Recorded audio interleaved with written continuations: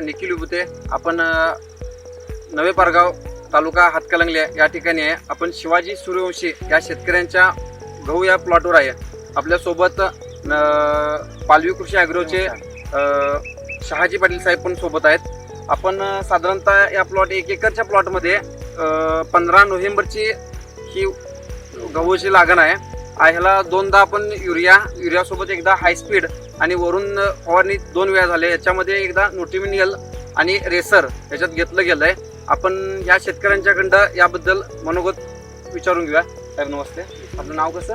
शिवाजी सूर्यवंशी, राहणार नवे पारगाव. बरं, आपण आता हे गहू प्लॉट आहे याचं लागण कधी केलं होतं? साधारण 15 नोव्हेंबरच्या दरम्यान केलंय. आता हे 15 एक दिवसात काढणीसाठी येईल.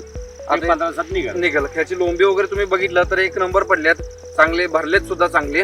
आपण ह्याच्यामध्ये काय काय वापरलंय आणि कसं काय रिझल्ट आले तुम्हाला? स्पीड खालनं दिले आणि पुन्हा न्यूट्रिमिनियल वरून दिले. ठीक आहे. आता साधारणतः ह्या जमिनीमध्ये बघितलं तर पूर्ण खडकाळ जमीन आहे. या खडकाळ जमिनीमध्ये सुद्धा त्यांना तुम्ही आता जर बघत असाल तर याचे रिझल्ट चांगले आलेले दिसून येतील.